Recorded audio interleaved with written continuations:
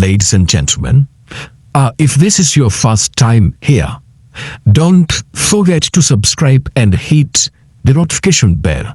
I talk about the real issues happening in our country, and at this time, I want to talk about George Ruto. Yes, President Ruto's son and his new Matatu are called Mode.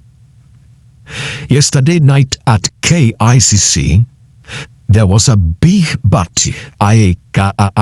If I could have pronounced it in a way that you can understand that it was big, I could have done it better. Big party. It was called the Nganya Fest. And thousands of people came to see Matatus full of lights, music, and color. And the biggest comment I've seen is that George Ruto showed off his new Matatu and people went wild. But here is the big question. Was this just a Matatu launch or something more? Because this event happened while many Kenyans are crying, protesting, and even dying in the streets. So, why was George Ruto celebrating? Why was he celebrating while others are suffering? Let me be honest. This was not just about a Matatu. It was about politics. George Ruto knows that young people love Matatu culture. They love music. The streets. Love vibe is what young people likes, especially in Nairobi. So, he tuned the culture. He put a Matatu called Mood and made it look like it's part of the youth. And that's a smart move because right now, Gen Z and many youths are angry. They're protesting, they feel ignored, and so Georgie came with music and lights to look cool and connect with them.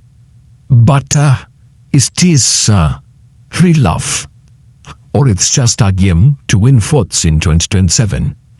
Some people on social media are saying that George is just helping his father, yes, President Ruto, to get more youth support for the next election. Because I've seen so many people saying that na hawa ndio wale rigatigacha wanasema akona wao.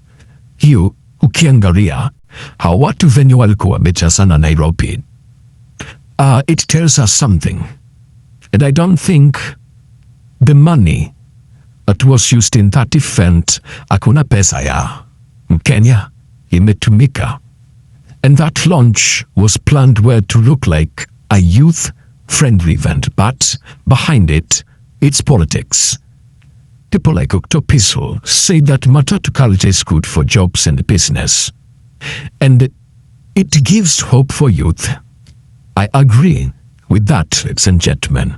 Matatu culture is important, and it helps artists, DJs, drivers, painters, and many more. But there's a problem. There's a problem while some people were dancing. Someone died. And that's something that it is hidden. Nobody's talking about it. A tout called Marvella was hit and killed by another Matatu at the same event.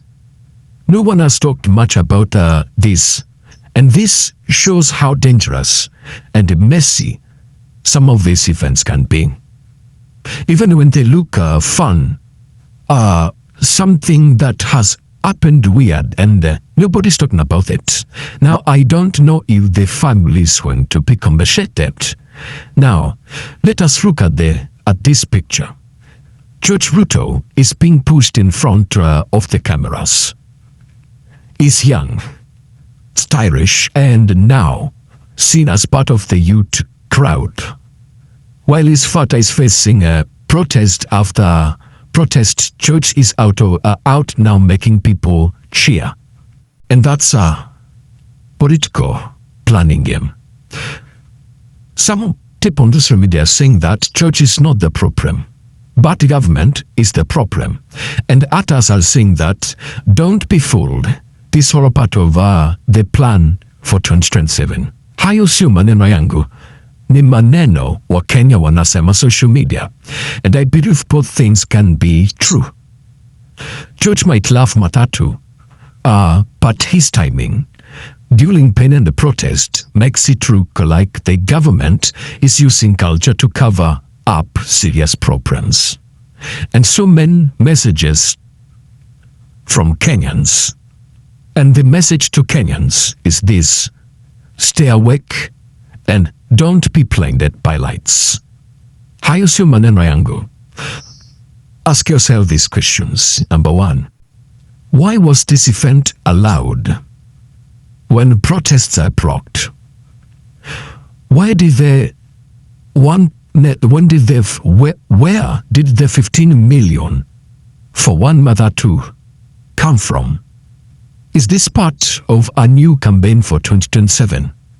Those are the questions I want us to ask ourselves. This is not about Matatus. It's about power. When the government cannot talk to youth, it sends Matatus to entertain them.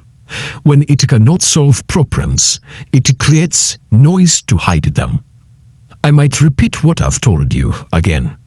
I've said that when the government cannot talk to the youths, it sends Matatus to entertain them.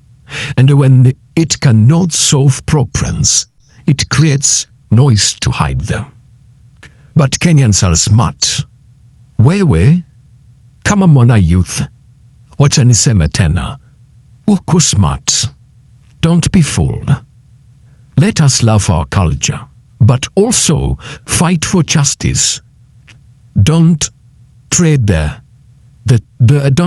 truth for music. Let us ask the hard questions. Thank you, ladies and gentlemen, for watching this up to the end. What do you think about the Matatu event? Was it just a launch or was it politics? Comment below. Is DMTV Kenya?